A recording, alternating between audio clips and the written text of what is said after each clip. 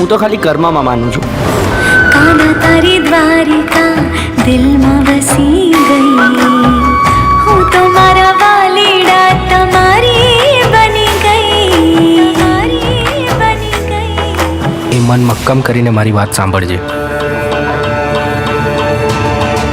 દુનિયા કહે કહેવત તારી, ભક્તિને બચાવી લે. તું મને કે તું ભક્તિને કંઈ જ નહીં થવા દે. મારી ભાભી જે તમારી ભક્તિ કરે છે એની ભક્તિની લાજ રાખ. યશ, હવે તમારે આ બીજ ભરવા રણુજા જવું પડશે અને આપણી માંદા પૂરી કરવી પડશે.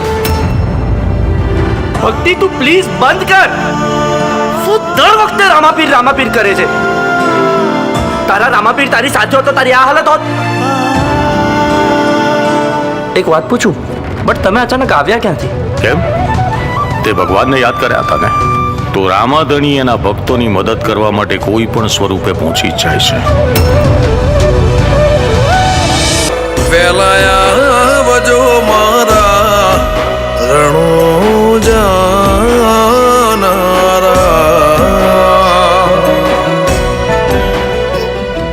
પણ ખાલી ભક્તિથી ભોજન નથી મળતું, ના કે જ્ઞાનથી ઘર ચાલે છે. ભોજન ફક્ત શરીર માટે હોય છે દીકરા, મારા ચિતડાના ચો જ્યારે ભક્તિ આત્મા માટે હોય છે. જોને તૂટશે યાદો, હો હર ઘરમાં આજે ખુશીઓનો શોર. કેમ જશે જિંદગી તારા વિના બોલ. પણ હું તને વચન આપું છું, જો આ દુનિયામાં નહીં રહું તો ફરી એક વાર હું તારા જીવનમાં આવીશ,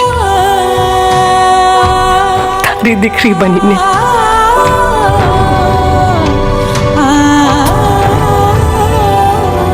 માણસના જીવનમાં દુઃખ આવે તો એ દુઃખ પહાડ જેવું લાગે છે.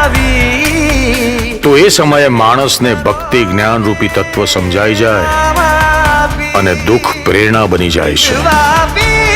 જેમ જેમ મનુષ્ય ભવની નજીક જતો જાય છે તેમ તેમ તેને શાંતિનો અહેસાસ થાય છે.